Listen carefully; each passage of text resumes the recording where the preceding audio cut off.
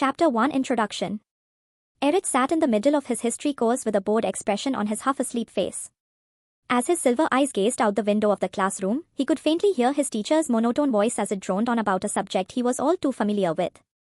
A holographic projection appeared in the center of the classroom, which the teacher interacted with as he delved through the Milky Way galaxy to find the target of his interest until finally a small star system appeared within the sight of everyone who was privy to this lecture. The moment these high school seniors, who were only 3 days away from graduation, laid their eyes upon the small continental world whose crust was filled with oceans, they groaned in lament, knowing exactly what their teacher was about to tell them. This did not deter the instructor, who began his speech with a fit of passion that was relatively unfamiliar to those in the audience. Who can tell me what this planet right here is? Anyone? How about you, Silber? Erich sat upright, upon hearing the derogatory nickname that even his family referred to him as, before giving the answer that the teacher was looking for. Earth. An unusual smile spread across the teacher's face, as he spoke with such zeal that his students thought that perhaps the man in front of them was actually a doppelganger. Correct. This is Earth, the world our ancestors fled from nearly 400 years ago. Can anybody tell me why this was the case? Despite everyone in the class knowing the answer, as this propaganda had been drilled in their heads since they were small children, nobody dared raise their hand, perhaps out interest in just what had gotten this old man so fired up for the first time since they had begun taking his courses 4 years ago. Upon seeing that nobody wanted to answer the question, the teacher began to explain the origins of their empire as the holographic projection shifted from a view of the Earth to various scenes that were more appropriate for an adult audience. Whether it was graphic violence, usage of illicit substances, or outright sexually suggestive material, the class witnessed the decadence of humanity in the years leading up to the Great Exodus. All while the teacher summarized the content. The year is 2125, and humanity has just discovered the warp drive. For the past 200 years, humanity had been progressing on a path of self-destruction. Everyone, no matter how foolish or malicious they may have been, were given political power, in the form of suffrage. This foolish idea had disastrous consequences as society had spiraled into decadence and conflict. Now, I know this is hard to believe considering that we have all but eliminated these aspects from our society. But imagine, if you will, a world where you are forced to lock your doors at night. A world where you must keep arms in your home to protect yourself and your family from your neighbors. Theft, murder, and rape had become a daily aspect of living on Earth in the 22nd century, and one did not know when they would become a victim of their fellow man. Drugs and alcohol were widespread, to the point where even the youth could not escape their poison. And perhaps the most diabolical aspect of it all was the sexual revolution, which led to the destruction of the family unit. Upon saying this last part, the instructor shivered in visible disgust, clearly finding the sexual revolution to be the most disgusting part of human history. He then continued to rant on about his lecture with the same fiery voice he used prior to this interruption. Needless to say, this society could not last long, and thus by the time the warp drive was invented in 2125, the civilizations that our ancestors had built were on the verge of total collapse. In his infinite wisdom, the first supreme leader of our empire made use of this new technology to escape from the decadence and decay of humanity. Our ancestors followed the supreme leader into the stars in search of a new home, which we found in the world we now know as Germania, but during those days, it was simply referred to as Kepler 452b. In the following centuries, our ancestors built a society that could stand the test of time and the horrors of the vast universe. Through the sacrifice of our ancestors, we have become a regional power.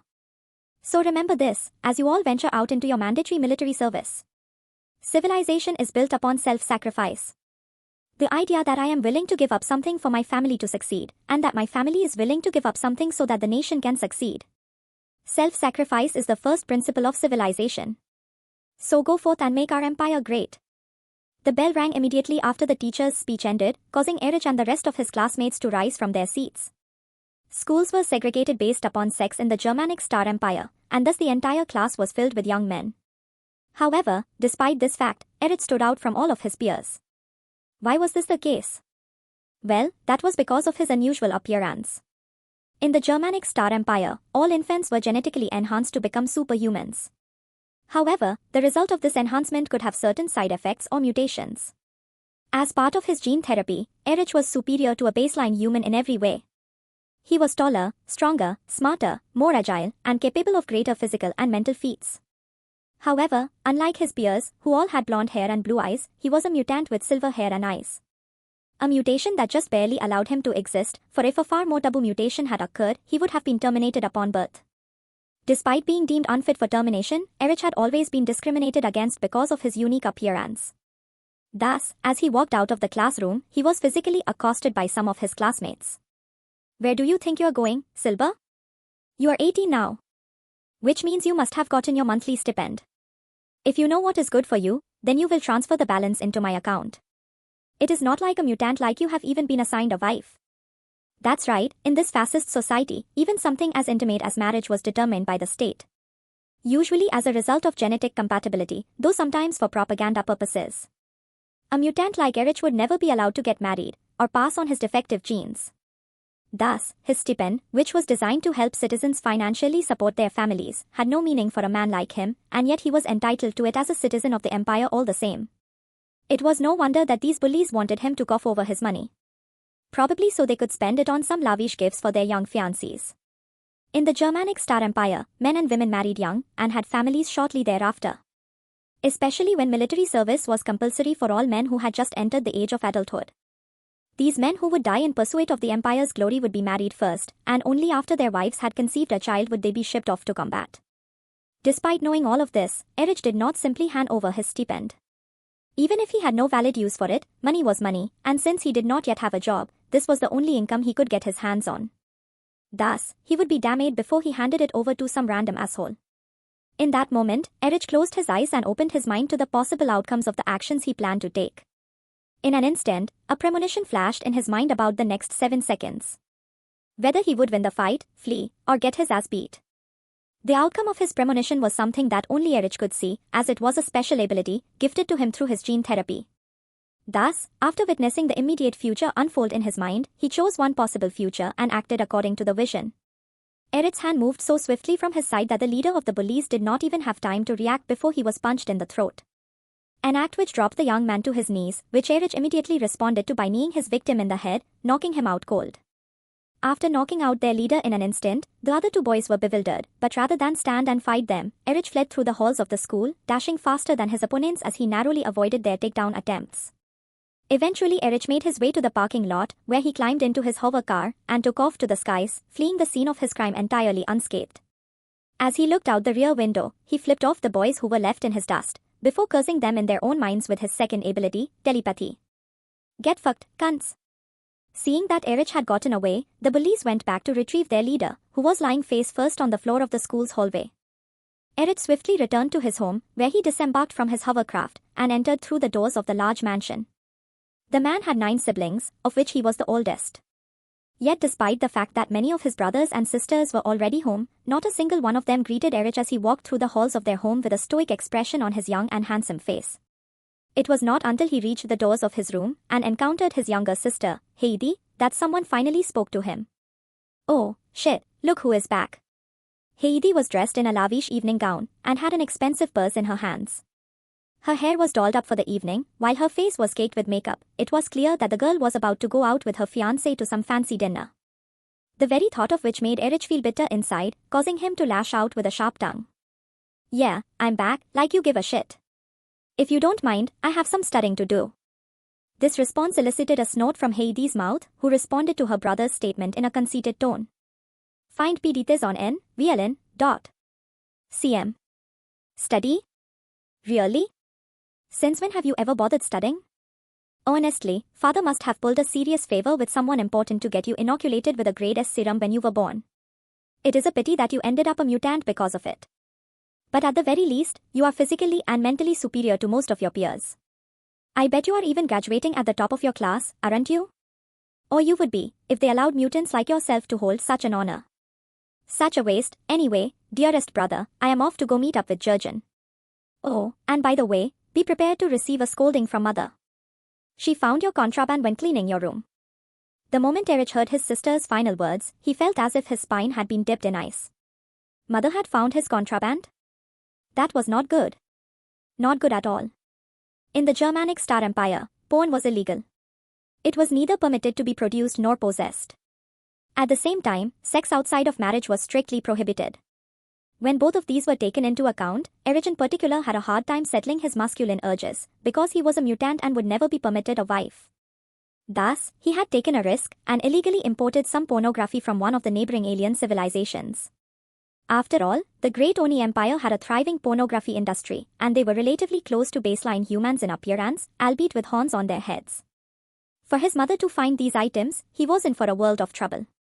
With this in mind, the moment Erich opened the door to his bedroom, he braced himself for the scolding he was about to receive from his mother, who was undoubtedly sitting in his room, waiting for him to return home from school. Chapter 2 Coffin Jockey. The door slowly crept open to Erich's bedroom, where, as he suspected, his mother was sitting on his bed with a scowl on her otherwise gorgeous face. Though she was in her late 30s, Krista Jaeger appeared as if she were not much older than her son, who was already 18 years old. This was because of the gene therapy that all Germanic citizens underwent at birth, which increased things like physical attractiveness, strength, agility, intelligence, fertility, and, most importantly, lifespan. The average lifespan among the Germanic Star-Empire was 250 years, most of which was spent in youth and fertility. Because of this, Germanic families tended to be quite large, as it was considered a duty to the state to do so. Krista's piercing blue eyes settled themselves upon her errant son, as he stood at attention before her as if the woman were his drill sergeant. Awkward silence existed between the mother and son for several moments before Krista began to yell at her son in a voice so loud it could be heard throughout the entire mansion. "What the hell were you thinking? Do you have any idea how much trouble you would be in if anyone found out about these holo recordings? For fuck's sake, Erich, you are an aberrant, which means the law will be much more strict with you if you ever get caught stepping out of line. Honestly, are you trying to give your mother a heart attack?" Erich did not even bother to argue with his mother, or attempt to justify his actions. Out of all of his family members, the only one who even cared the slightest amount for his well-being was his mother, and because of that, the woman had earned his respect. The fact that she had used the scientifically correct term to refer to his condition as well as scolding him about the dangers such a crime posed to his well-being, and not how it would affect his father's political career, showed this sentiment. Thus, all he could do was apologize. "I'm sorry, mother." The beautiful woman who had the appearance of a 20-year-old simply sighed and shook her head, before further commenting on her son's choice in contraband. "Honestly, Erich. Oni girls? You know how the Empire feels about miscegenation. You would probably get an even harsher sentence simply due to the fact that the women in these holo recordings are not even Germanic. As harsh as the government is on vice, there is still an underground porn industry, which would have been a safer bet. Lord knows your father has been hunting those degenerate bastards down for some time now. If his superiors were to find out that his own son was in possession of such contraband, it could damn well ruin his career. But I don't really care about that. I just want you to be safe. Promise me you won't purchase any more videos like this." Erich could only sigh and nod his head in agreement with his mother's words. With his power of telepathy, he could read the woman's thoughts, and because of this, he knew she meant every word that she said. "All right, I promise, I won't purchase any more videos like these. So what is my punishment this time?" The woman looked at her son with a disappointed expression on her face before laying down the sentence. "Disconnect from the grid. For the next 3 months, you are not allowed to access it." Erich looked at his mother in disbelief. Did she seriously just demand he cut off all access to the grid for 3 months? The grid was the common term used to describe the interstellar network. It was essentially the internet, but for the entire Germanic Star-Empire. In addition to every citizen of the Germanic Star-Empire being genetically enhanced at birth, they were also injected with nanites which provided access to grid. In other words, their brains also acted as smartphones. This was useful for a number of applications, chief of which was cloning. If a citizen of the Empire's body perished, especially in battle, their consciousness could be immediately transferred into a clone's body via the grid. A person's thoughts and memories were regularly saved to the grid as backup storage. Thus, by disconnecting from the grid, Krista was not only making her son no longer able to effectively browse the interstellar network, but she was also cutting off his lifeline. If he were to be killed in these next 3 months, only a 3-month-old copy of his consciousness would be transferred to his clone's body, thus robbing him of many memories.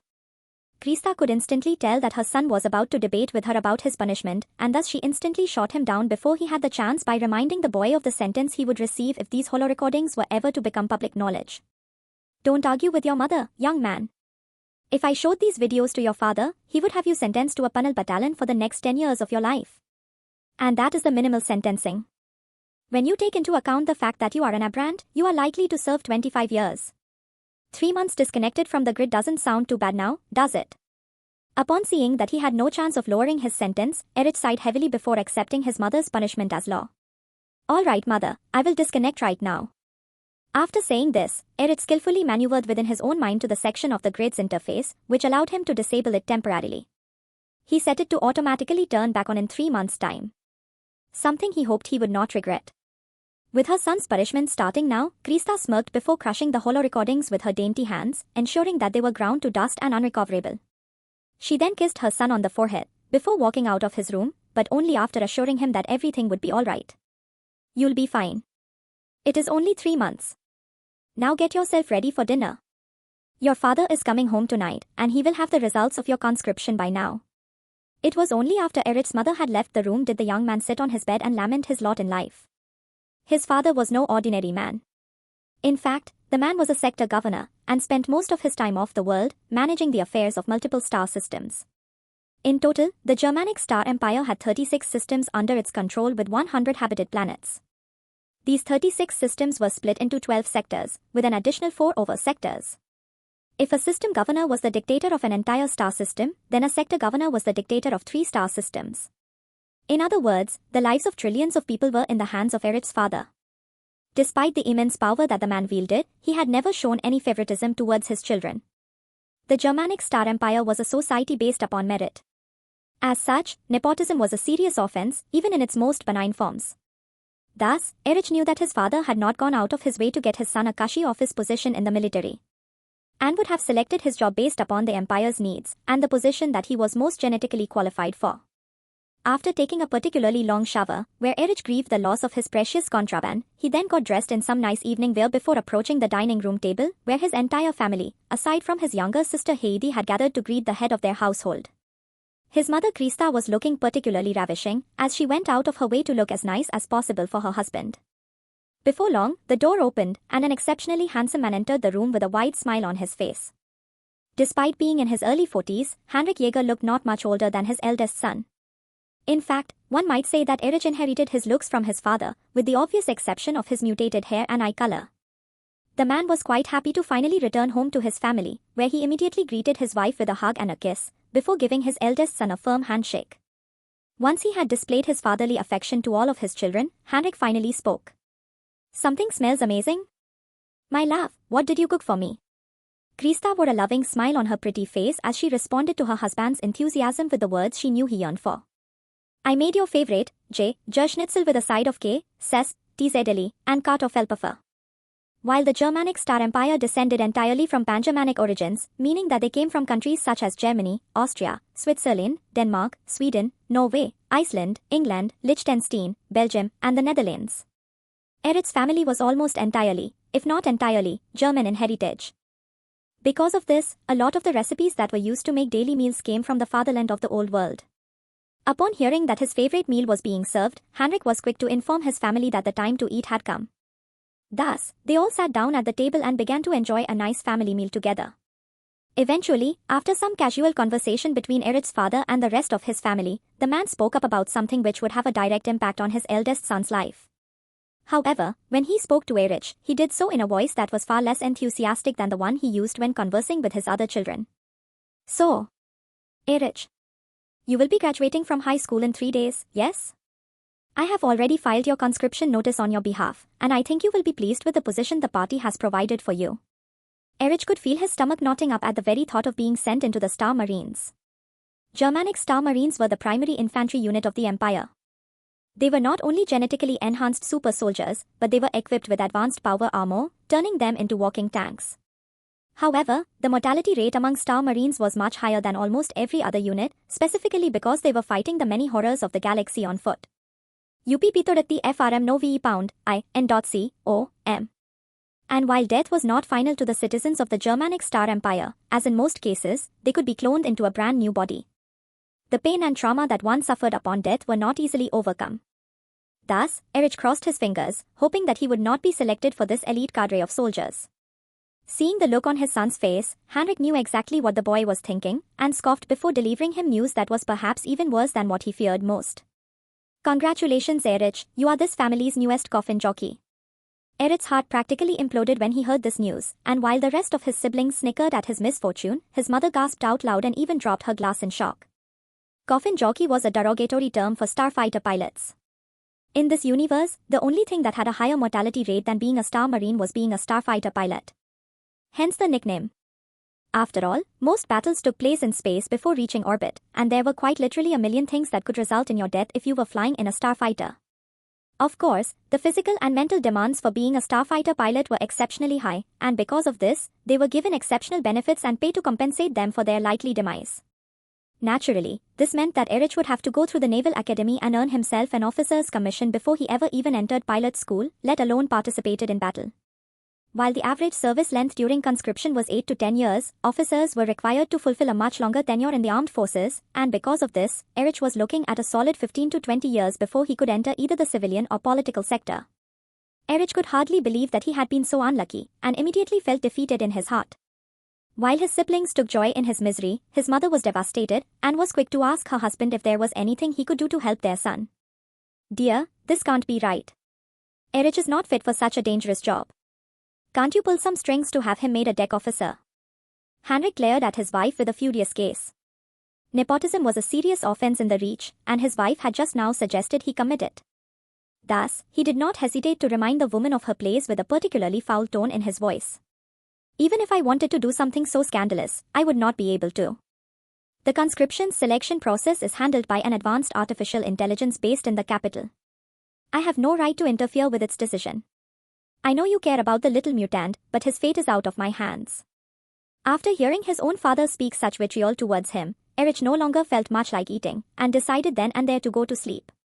He abruptly stood up from his seat and departed in silence, without even saying a word. Having fled from the dinner scene, Erich climbed into bed and lamented his lot in life once more, knowing that his future was about to be filled with an unfair degree of pain and suffering. Chapter 3 Graduation Day. 3 days came and went, and before Erich knew it, he had completed the remainder of his classes, as well as his final exams. On the 4th day, he was required to attend his graduation, which was a ceremony which he detested to be a part of. Nevertheless, rules were rules, and though Erich had a history of breaking many of the more petty laws in Germanic society, this was not something so easily skirted. Thus, on the morning of the 4th day, Erich awoke bright and early, where he proceeded to shower and get dressed before approaching the dining room, where his mother was already in the act of preparing his breakfast. Krista appeared in a particularly good mood, as she hummed one of her favorite pop songs, while cooking sausage, eggs, sauerkraut, and pancakes. She also prepared a large glass of fresh milk for her eldest son, who was about to have his big day. While the woman cooked for her family, most of which who were not even awake yet, she watched the news on a holographic projection, paying attention to the latest happenings across the Germanic Star-Empire, and beyond its borders. Erich was quite skeptical of the media within the empire, as every network was state-funded and operated. They acted more as a means of propaganda than the distribution of information. Of course, to watch any other source of the news than one that was state-sponsored was a criminal act, and thus the only way Erich had been able to understand what was really going on in the galaxy was through bypassing the national firewall on the grid and accessing underground news networks. However, since he was currently being punished for owning contraband, he did not currently have access to his usual sources, and thus could only scoff as he heard the Empire's primary news network speak their usual propaganda. This was something that the boy's mother immediately noticed, but did not comment on. Instead, she listened with interest to the reporter, who was speaking about some rather harrowing news in a distant part of the galaxy. And in other news, the world of Rylon 7 has been attacked by the galactic menace commonly known as the Narku. For those who are not educated about the various alien species of the galaxy, the Narku are a species of insectoids who are classified as a devouring swarm. This means that they traverse the galaxy in their hive fleets and devour all organic life that they come into contact with.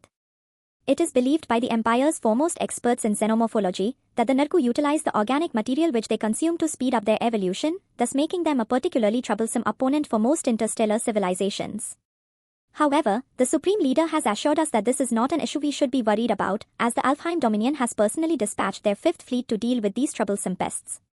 Not to mention that the nearest hive fleet is several thousand light-years away from our borders. The Empress of the Light Elves has also declared she will use her military might to annihilate any insectoid which dares to enter into her quadrant of space. Erich scoffed once more when he heard this news. What the broadcaster had failed to mention was the fact that most insectoid species were not classified as devouring swarms, and thus were not any larger of a threat than any other species which the Empire came into contact with. The fact that the Empress of the Light Elves declared that she would annihilate every insectoid in her quadrant of space had more to do with the borderline obsession with vanity that her species had, than it did with the actual threat of insectoids. The Light Elves of the Alfheim Dominion were one of 4 major galactic powers, and the territory that fell into their sphere of influence was roughly 1/4 of the Milky Way galaxy. Included in this vast swath of space was the Germanic Star-Empire, who were a direct vassal of the Alfheim dominion. This afforded the Germanic people certain privileges, such as the direct protection of a major galactic power, and the only reason they, or any other species, were able to gain such a privilege would be due to one very specific factor: whether or not the Light Elves found their species to be physically attractive.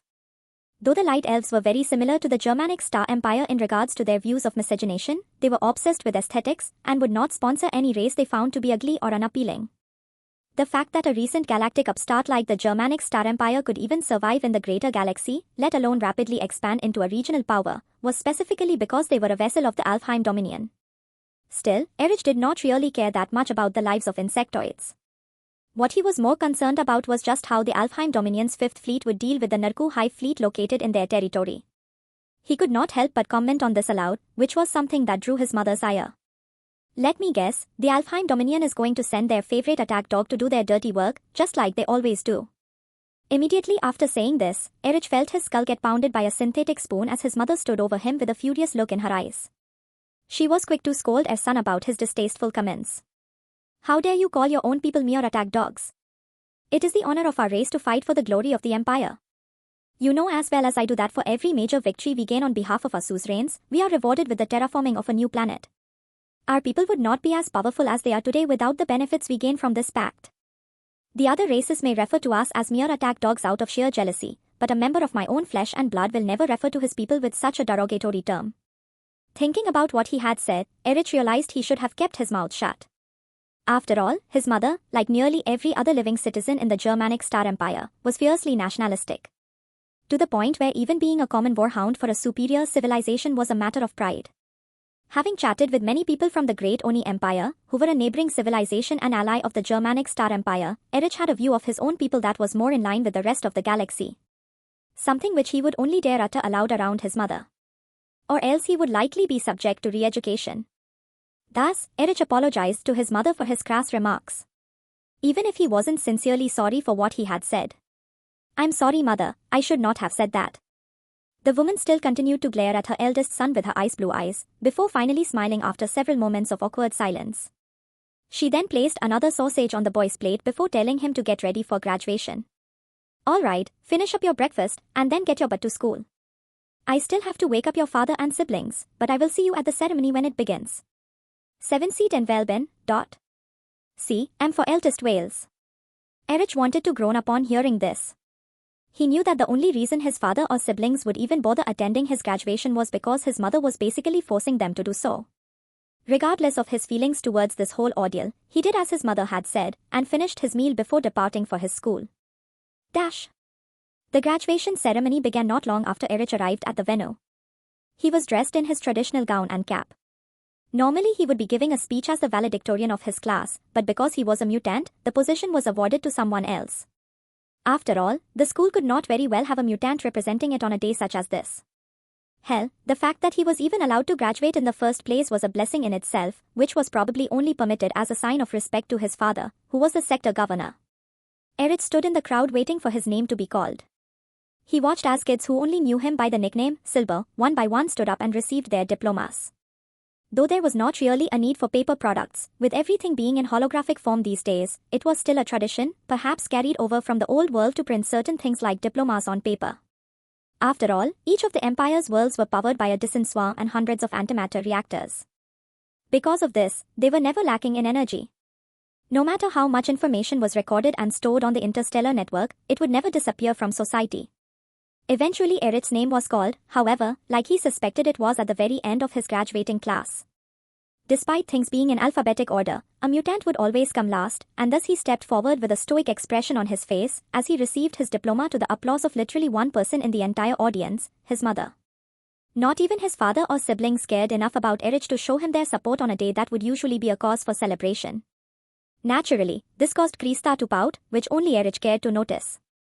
After receiving his diploma, Erich stepped down from the stage and entered the crowd of other young men who had done the same. He then waited for the speech given by the headmaster of their school, which would be the last bit of propaganda he would have to endure from the old bastard for the rest of his life. Thus, while Erich listened to a long-winded speech about the future of the Empire, he yawned and thought about more important matters. I wanted to congratulate all of you young men today, as your childhood comes to an end, and you officially take your place in our great society. Most of you will be spending the next 8 to 10 years of your life in the military, where you will work hard to prove your worth to the empire. Some of you, who have been selected for more prominent positions, may even spend the next 20 years in service to the empire. For that, you have my greatest envy. However, I am sure that after your tenure in the armed forces comes to an end, that each and every one of you will be able to contribute to society in a way that the party has deemed fitting. Whether you become a politician or a simple sanitary worker, you can rest easy, knowing that your lot in life has been decided based on your own abilities. Go forth and bring glory to the empire. Both the audience and the crowd of graduating students broke out into applause as the headmaster concluded his speech. Only one member who was in attendance to witness it half-assed his applause and rolled his eyes. And that was Erich. Luckily, he was just another member of the crowd, and thus nobody witnessed his subtle act of rebellion. After the ceremony was over, Erich returned to his home, where he lied down and rested in his room. Though a party was being thrown for his graduating class by some of the school's alumni, he was not invited. After all, Erich was a mutant, and nobody would voluntarily associate with him if they were given a choice in the matter. Erich would only be given 2 weeks' worth of rest before he was shipped out to the Naval Academy in the empire's capital, where he would spend the next few years of his life, studying to become an officer in the Imperial Navy. Chapter 4: Traveling to Germania. 2 weeks came and went, and during this time, Erich found that his life was incredibly dull. He had no friends to speak of, at least not in the empire, and his connection to the grid had been severed, preventing him from speaking with his only friends who dwelled in the neighboring empire. However, on the morning that he was to ship out from his home world of Alemannia to the nation's capital of Germania, his mother was there to greet him. As Erich hauled his cargo out of his room and towards the garage, where a hover car was waiting to transport him to the starport, Krista wrapped her arms around her son's back and whispered something in his ears that he had not expected to hear. Remember, my sweet baby boy, even if the world is against you, Mommy still loves you very much, and she knows you will make her proud. The moment Erich looked around to see his mother's face, it was filled with her same loving smile. She was perhaps the only person in the entire world who actually gave a shit about his well-being. The fact that he would be away from his mother for an entire year, before he was permitted to visit her for the holidays, filled Erich's heart with woe. However, he did not say a word of this to his mother, and instead forced a smile and nodded his head as he placed his luggage inside the back of the hover car before entering the passenger seat. The vehicle was piloted by an artificial intelligence, and thus there was no need for Erich to actually take the wheel. Just when he was about to order the vehicle to take off towards his destination, a knock resounded on the hull of the vehicle, where the electronic screens, which acted similar to windows, displayed his mother outside trying to get his attention. The woman's voice followed on the speakers as she said something which shocked Erich. "Oh, by the way, Erich, since you are going away to the Naval Academy, feel free to turn the grid back on. I know I said that you are being punished for 3 months, but Mommy wants to hear from you every night when you are done with your studies." Erich could only smile, and this time with genuine happiness, as he did exactly as his mother had said, and turned his connection to the interstellar network back on. Once had done so, he waved goodbye to his mother, before giving the AI the command to take him to the starport. The journey to the starport was a brief one. After all, traffic and vehicles were operated by an advanced artificial intelligence, which completely removed the component of human error. Because of this, traffic accidents were an extremely rare occurrence. In fact, most aspects of Germanic civilization were maintained by artificial intelligence and robots. Everything that could be automated was automated, allowing the citizens of the Germanic Star-Empire to pursue more fulfilling careers. Alemannia was a frontier world, meaning it existed on the fringes of the Germanic Star-Empire. It was named after an ancient tribe of Germanic warriors from the days of the Romans. It, like every other habited planet in the Germanic Star-Empire, was classified by the rest of the galaxy as a fortress world. A fortress world was a planet whose entire infrastructure was designed for defense. They were incredibly expensive to build, and most interstellar civilizations had a handful of them within their borders.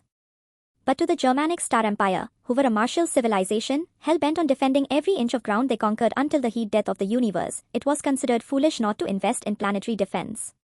Thus, not only was every aspect of Alemannia built to withstand a full-scale invasion by a galactic power, but the entire planet was littered with a variety of turrets, whether they be ion, plasma, or beams. Any location that could be filled with a weapon designed to counterattack against an invading force, you can bet it was. However, despite the fact that Alemannia was indeed a fortress world, it was not an ecumenopolis like the core worlds of the Germanic Star-Empire were. Thus, there was still some wild fauna and flora in the less inhabited regions of the planet. After arriving in the planet's primary starport, Erich made his way to a large transport spacecraft, which would be taking thousands of citizens to the capital. Many of which were young men like himself who were seeking to begin their military careers, while others were merchants incapable of purchasing their own starships, or any other number of passengers. When Erich got into the cabin, he noticed that it was quite full, and thus, he immediately began to look for the first seat available, where he noticed that an entire row was available aside from one person who was not a member of the Germanic race at all, but was instead a rare visitor from the neighboring Great Oni Empire. As a man who had friends in the neighboring civilization, naturally Erich spoke the language, which he greeted the young woman in her native tongue, thus shocking her, as nobody she had met until this point was able to speak her language. "Excuse me, miss, is this seat taken?" The rather alluring, young Oni woman looked at Erich with shock. There were multiple reasons for this, the primary to being that Erich was not only capable of speaking her language, but he did not look like anyone else she had seen in the empire. Thus, she was quick to ask him just what race he came from. "Not at all. I would be more than happy to sit next to a fellow foreigner." "Which species are you from, friend?"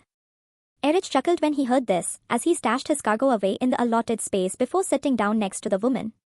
He was quick to challenge her misconception with a shocking revelation. "I'm actually Germanic myself, however I am an aberrant, so I suppose you could say I am treated the same way, if not worse than a foreigner like yourself." Despite being a foreigner, the Oni woman was a regular visitor to the Germanic Star-Empire. So much so that she was quite familiar with their society and its many customs. Thus, she knew exactly how rare an aberrant like Erich was, because most were terminated upon birth. The fact that this young man had been deemed unfit for termination meant that he must have lived a life filled with discrimination. She wouldn't doubt if his own family despised him, and thus, with a look of pity on her pretty face, she expressed her sympathy. Top VL updates on NOWepoundin.com. You have my condolences, friend. I have been traveling to and from the Germanic Star-Empire for many years, and every time I visit, I feel the animosity your kind has towards the rest of the galaxy. Even though our two nations are allies, your people still treat us with the same disdain they do everyone else.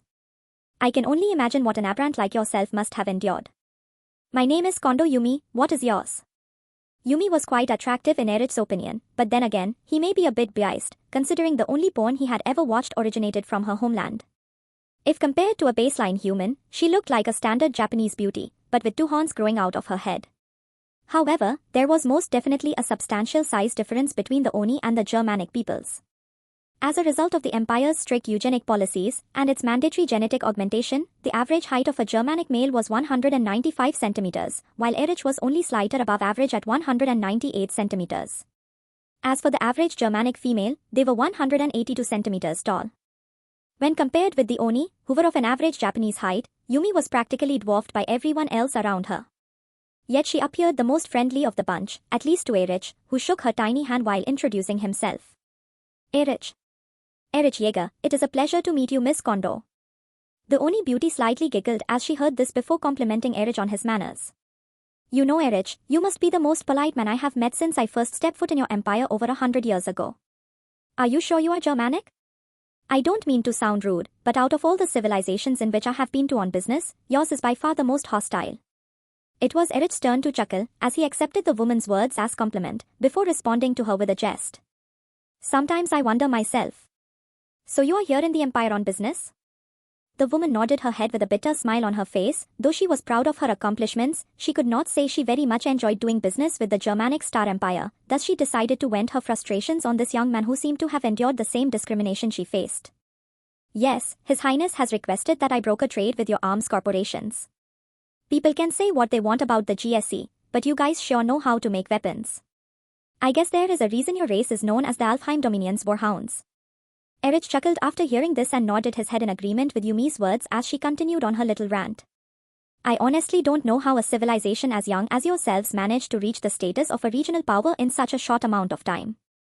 We spent millennium growing our empire bit by bit, and in the span of 400 years, your race becomes powerful enough for His Highness to consider being a valuable ally. A meager 36 systems and 100 habited worlds, and yet nobody in this sector of space wants to get on your bad side. Even I must admit, it is impressive what your people have accomplished in such a short amount of time. However, your people are still severely lacking compared to many of the larger regional powers, let alone the galactic powers.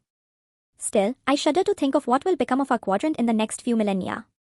You might not be able to witness it, what with your short lifespans, but I'm only 250 years old. By the time I'm an old woman, I will be able to see what has become of the GSE. Erich knew that Oni, on average, lived for thousands of years. Though they were not biologically immortal like the light elves, they were still long-lived. More so than most interstellar species. In fact, prior to the rise of the Germanic Star-Empire, they were the civilization most commonly used by the light elves to fight their proxy wars with the other major galactic powers.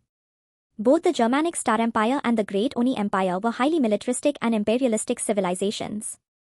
It was one of the reasons they got along so well, despite the Germanic people's fanatic xenophobia. After venting her frustrations, Yumi looked over and carefully observed Erich. She knew quite a bit about the Germanic species. After all, her job involved trading with them quite regularly, thus she could guess where he was headed to and why. Which she immediately did, much to Erich's surprise. So, I'm guessing you're off to one of your nation's military academies in Germania, huh? I'm a bit perplexed, though. Aren't cadets usually given a 3-month break to become acquainted with their new wives? Judging by today's date, you probably only graduated from high school a few weeks ago. So why are you so desperate to head to Germania? Wouldn't you like to be nice and cozy with your new bride? After all, your race tends to marry young.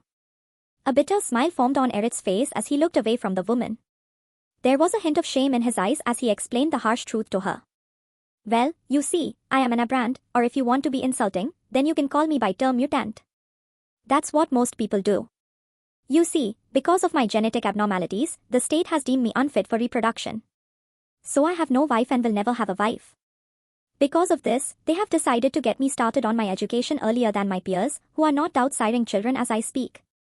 Yumi's mouth fell agape as she looked at Erich with shock in her dark eyes. She had always heard about how strict the Germanic Star-Empire was with their citizens' daily lives, going so far as arranging marriages based upon genetic compatibility, but she would never expect them to prohibit a man from marrying, simply because his hair and eye color were different from the norm. As someone who had worked with the Germanic Star-Empire for the last 100 years, she knew all too well that sex outside marriage was strictly prohibited, and thus she could not help but ask the question that became most important to her in that moment. Albeit her voice was a bit loud, as she was genuinely outraged at what she was hearing, thus dragging all the attention in the cabin onto herself, even if the other passengers could not understand her. Wait a second. So they expect you to go out and die for the Empire as a virgin? You have got to be kidding me? Please don't tell me you were selected for a dangerous role like a star marine. In that moment Erich scoffed and spoke in a voice filled with bitterness, as he still refused to look Yumi in the eye. Oh, I wish I was selected to be a star marine. I would have a better chance at surviving if that was the case, and even if I did die, the odds of me being successfully cloned would be much higher. No, I was selected to become a starfighter pilot. So the odds of me dying throughout the next 20 years are a near certainty, and if I am beyond the reach of the interstellar network when I do eventually in battle, I'm not coming back. Yumi stared at Erich in disbelief for a long time, as the silence between them continued for what seemed like hours. She had never met a man from the Germanic Star-Empire that was so polite and open-minded, and yet he was destined for a fate that she would not wish on her worst enemies. To be used and tossed aside by his nation as a tool, and without ever experiencing the most basic pleasures in life. In that moment, the Oni businesswoman felt pity for the young man, and bit her lip as she debated something that only she knew within her own mind. After what seemed like a lifetime of indecision, Yumi made a suggestion to Erich that he never thought he would hear in his life. How about when we reach Germania, you come back to my hotel room for some drinks? You don't have to report to the academy immediately, right? I know alcohol is not usually permitted to be consumed in the empire outside of a certain limit, but as a foreign diplomat, I'm granted an exception. We can drink until you feel better, and then maybe. The next words she spoke were whispered into Erich's ears in a voice so low, only he could possibly hear it. Chapter 5 First Day at the Naval Academy. Erich awoke the next day in Yumi's hotel room. He had only a vague notion of what had transpired the night before. After all, he had drank far more alcohol than what was considered the legal limit of consumption within the empire. Normally alcohol would have no effect on the man's body, due to the nanites which were swarming in his bloodstream, known more commonly as Neuralink, as well as the genetic enhancements he had received at birth, but he had whitelisted the toxin known as alcohol, allowing him to get drunk for the first time in his life. But one thing was abundantly clear in Erich's mind. He had finally graduated from the status of a virgin boy and had become a man in his own right. As much as Erich feared anyone finding out about what he had just done, Yumi assured him that nobody would be any the wiser, especially the authorities. Evidently, this was not her first time sleeping with a Germanic man, despite the strict penalties associated with the crime of miscegenation, because she was not worried in the slightest that the authorities would investigate their little dalliance. Thus, came an end to their brief relationship, as Yumi gave Erich a slight peck on the lips, before kicking him out of her room, instructing him never to contact her again. From the start, Erich knew that no real relationship would come from this one-night stand, but after being given the opportunity to lose his virginity, something he feared he would never be able to accomplish in this life due to his genetic abnormalities, he was more than willing to take Yumi up on her offer. After absconding from Yumi's hotel room, Erich made his way to the Naval Academy, where he was supposed to register the night before as a new cadet. The petty officer at the front desk gave the young man a stern look before scolding him for his tardiness. Jaeger, huh? It says here in the system that your transport arrived in Germania last night. Why have you waited until now to report for duty? Normally this was a question that would land Erich in hot water, but Yumi had given him a valid excuse for his tardiness, and thus he did not waver as he explained the situation that had prevented him from arriving at the Naval Academy sooner. I was held up by a foreign diplomat who requested my support in a personal matter. We met on the flight to Germania. Her name is Kondo Yumi, and she is a representative of the Oni Emperor. The petty officer looked at Erich with suspicion in his blue eyes for several moments in silence. Evidently, he was using the grid to confirm whether or not Erich's story was true. After waiting for no more than 5 seconds, he sighed before reaching into a nearby cabinet where he handed Erich a basket full of various items such as his new uniform, grooming supplies, a change of clothes for physical training, among other things. After doing this, the man informed Erich of which barracks he would be living in for the next 4 years of his life. I have confirmed your story to be accurate. Although I don't know what a fresh cadet could offer a representative of the Oni Emperor, I have been informed that this matter is not to be investigated any further. Thus, you will not be assigned a punishment for your tardiness.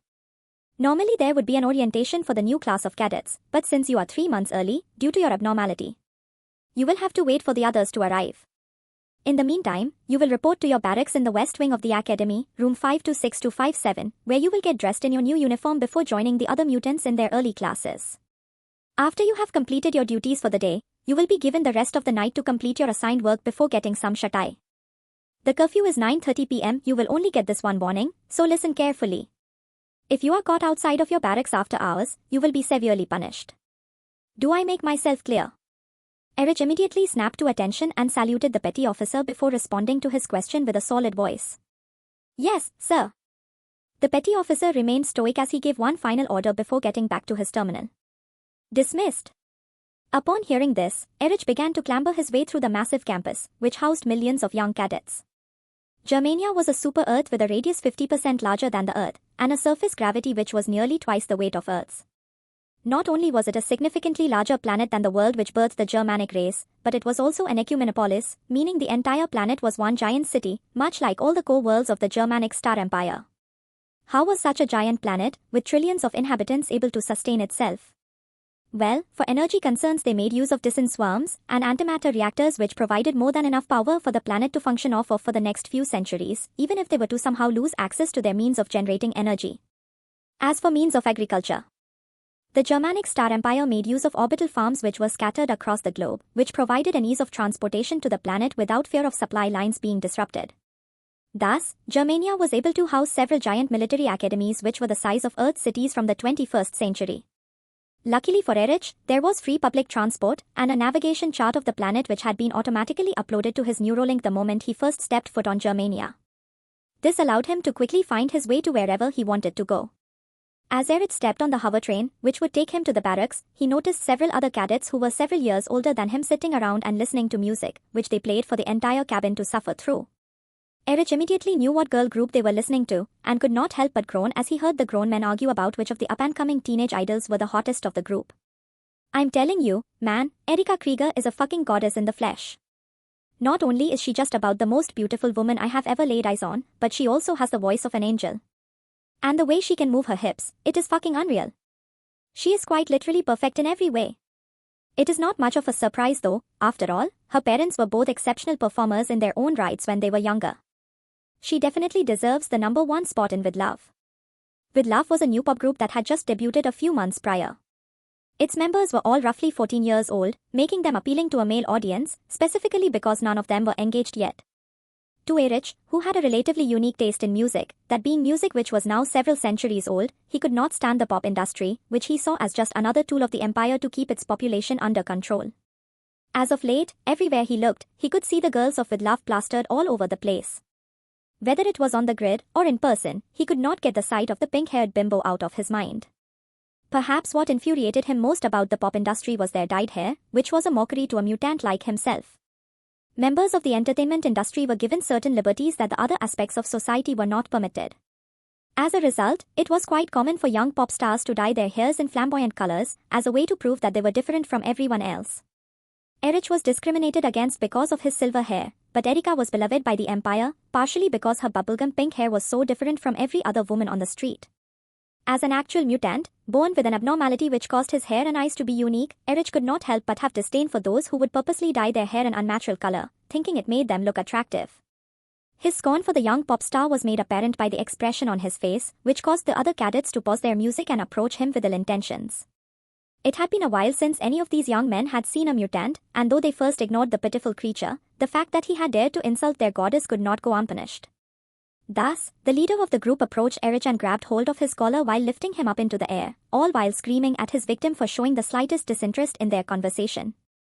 "What's so funny, mutant? Don't tell me you look down on my wife." Read latest OLS at nvlby.com. Despite the aggressive posturing by the older cadet, Erich did not appear the least bit intimidated. Instead, he scoffed with a look of scorn on his handsome face, before scolding the man for being an idiot. "Wife? Please, once that goddess of yours has used up her value to society, she will be sold off to some 300-year-old party member who wants a hot young wife. You are aware that is the fate of most, if not all, of the young women in the entertainment industry, right? Erika is no exception. She has maybe 10 to 20 years left in the industry, before everyone has forgotten about her, and then I feel sorry for whoever has to marry such a brainless bimbo." If Erich could describe the look on the man's face, whose goddess he had just insulted by speaking the truth, it would be like a baboon who had been kicked in the testicles. The man was so enraged by what had just happened that he did not hesitate to punch Erich in the gut. Erich was only slightly above the average Germanic male in terms of size. It was because of this that he was selected to become a starfighter pilot and not a star marine. As for the cadet in front of him, he was clearly chosen for the role of the Empire's most fearsome infantry because he was over 215 centimeters tall and easily weighed over 150 kilograms of pure muscle. Even if Erich was enhanced with a superior gene sigam at birth, he still felt the impact of the man's fist as it collided with his solar plexus, thus falling to his knees as he threw up all the alcohol that was still in his stomach from the night before. As he was heaving on the ground, Erich heard the man curse him out loud, while his friends pulled him away so that he could not further assault the new cadet, which was an act worthy of expulsion. Impudent little shit. Despite being forced to vomit his stomach contents all over the floor, Erich simply smiled as he wiped the bile from the side of his mouth, before shouting across the train, towards the man who had assaulted him. "You have been here longer than me, so you should know that everything you do in this academy is recorded and observed by the staff. Congratulations, asshole, you will receive an expulsion for assaulting a new cadet. Have fun being a fucking grunt for the next 8 years. I wonder if you will be deployed against the Narku, though I doubt your genetic material will contribute much to their evolution after they devour you." To be eaten alive by the Narku was quite possibly the biggest fear of a star marine. There was nothing more embarrassing and dishonorable than dying in such a way. Even if they did manage to get cloned back into existence, the shame of being eaten by a fucking bug would never be washed off their record. Thus, in an act of rage, the large cadet broke out of the grips of his comrades and rushed towards Erich, before punching him in the face, knocking him to his knees, where the silver-haired man continued to laugh at and taunt the brute who was assaulting him.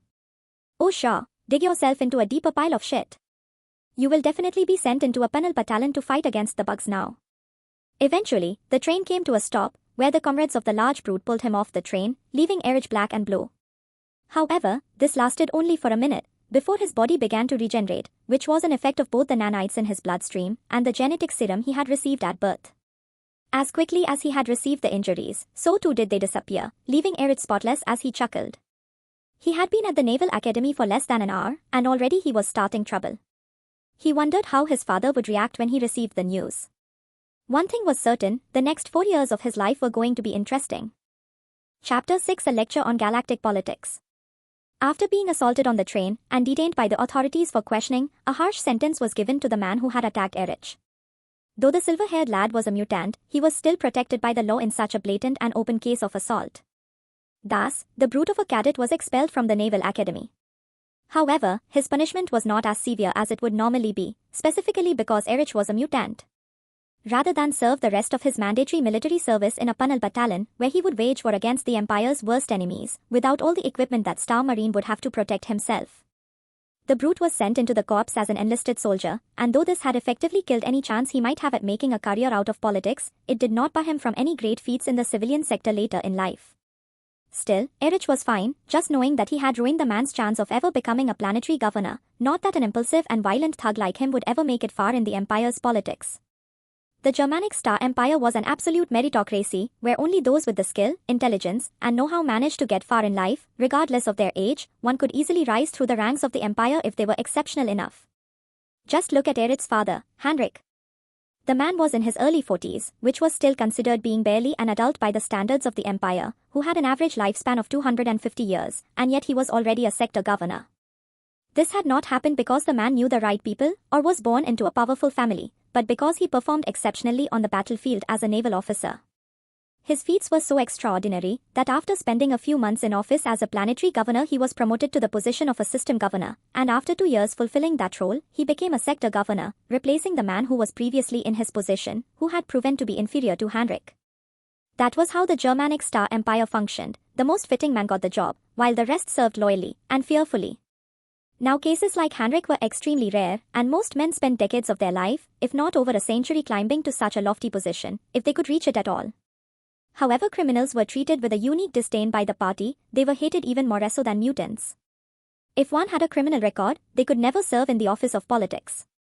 After dressing in his military uniform and cleaning himself up a little, Erich departed from his barracks and entered his first classroom at the academy, whose seats were almost entirely empty. The only people who were currently taking classes on campus were the mutants, who did not get the 3-month break that everyone else had in the summer. While this made it so the mutants could graduate earlier, it was not treated with pride, but rather ridicule and contempt by their peers.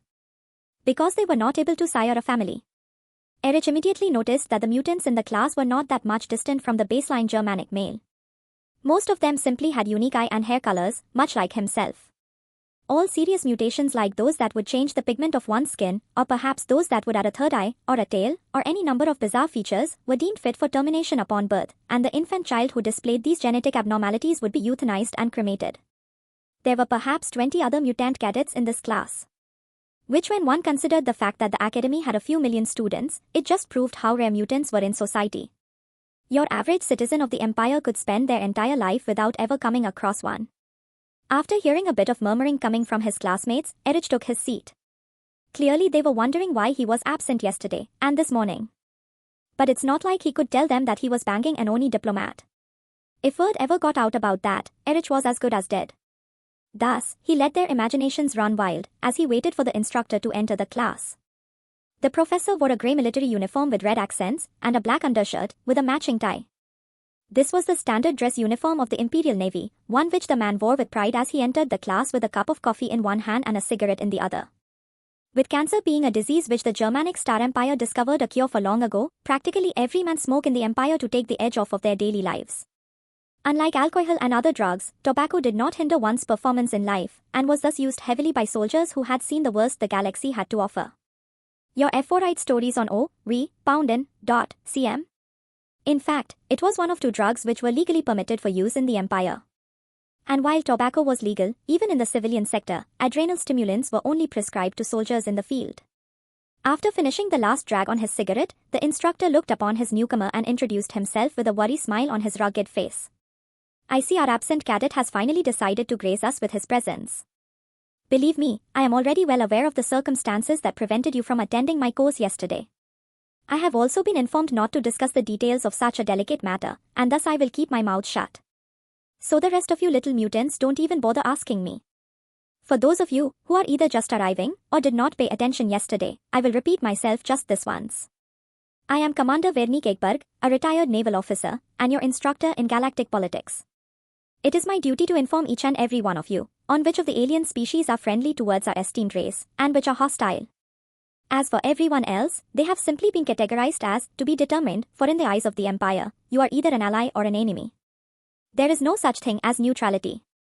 Now, before I start on today's lecture, who here can tell me about humanity? The class of mutants began to discuss amongst themselves the topic at hand, and upon seeing that nobody had the answer to such a simple question, Erich raised his hand, which was immediately called out by Colonel Egberg. Ah yes, Mr. Jaeger is it? Go ahead, enlighten me on what you know.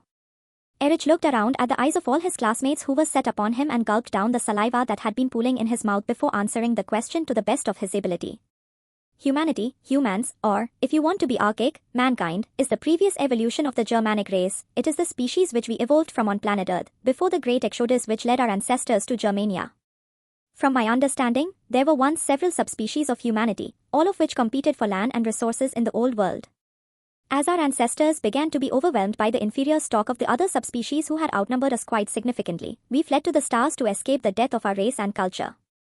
In doing so, we determined our own course of evolution, which has led our people to greatness. Meanwhile, humanity still endures in some form, albeit as a shadow of their former selves. Without our people to uplift the other subspecies, they used the warp drive that we invented to settle a handful of planets. During the last 4 centuries, the humans have failed to not only evolve biologically due to their misplaced hatred of eugenics and genetic alteration, but have barely managed to advance technologically. According to our most recent data on the so-called Confederation of Human Worlds in the centuries since our departure, they have melded together into a single species, after centuries of the various subspecies interbreeding. One that is biologically inferior to the Germanic race in every aspect. For a second, Erich thought he saw a smile etch itself upon the grizzled veteran's rugged face. However, it appeared to have vanished just as quickly as it had occurred, leading Erich to believe that perhaps he was seeing things. After taking a long swig from his coffee, Colonel Egberg nodded his head and applauded Erich's answer, which was straight out of the Empire's propaganda. After doing so, he added on to information about the Confederation of Human Worlds. Correct? Now, I suppose you must be wondering if we are superior to this archaic offshoot that cannot even be considered the same species as our esteemed race. Then you must be wondering why we have not reclaimed Earth by now? Surely we have the power to do so. Erich nodded his head in agreement with the instructor's statement. The answer to this question had eluded him for quite some time. After a brief pause, Colonel Egberg activated a hologram which displayed 4 unique-looking races. One of which Erich immediately recognized as the light elves who ruled over this quadrant of the galaxy. Upon seeing that his students were interested in the topic at hand, Colonel Egberg pointed to the 4 races and began his lecture in galactic politics. If one wants to know the answer to this question, they must first understand galactic politics. These are the 4 major galactic powers in the Milky Way galaxy. Even the dumbest among our race knows who the Light Elves are, for which we are a vessel of their mighty empire. However, how many of you know what these other 3 races are? Even Erich, who was quite knowledgeable about most subjects, did not know the names of the other 4 major galactic powers, only that they wielded military and economic strength on par with the Alfheim Dominion. Apparently, neither did any of the other cadets, because they all scratched their heads like a bunch of fools. Seeing that nobody knew the answer to this question, Colonel Egberg sighed heavily before continuing with his lecture. The Alfheim Dominion, the Asura Cabal, the Svartalfheim Federation, and the Ennead Theocracy, these are the 4 major galactic players. All of which, as you may have guessed from their names, once visited Earth during the distant past.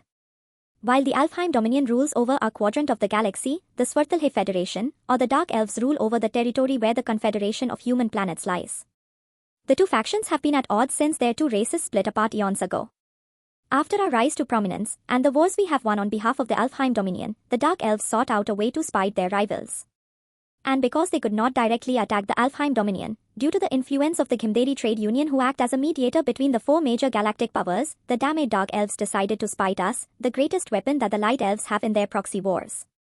During their research into our history, the Dark Elves came across the fact that we are the descendants of Earth, and in doing so, declared the fledgling Confederation of Human Worlds under their protection. That is why we cannot invade the Confederation and reclaim our homeland.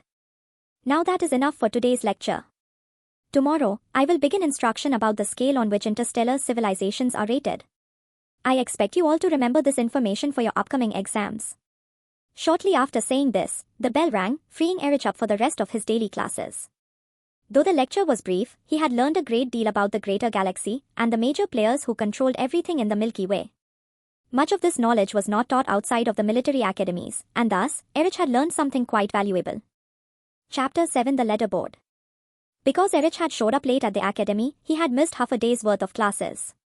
Thus, he only had to attend a few more lectures before the time arrived to retire to the night.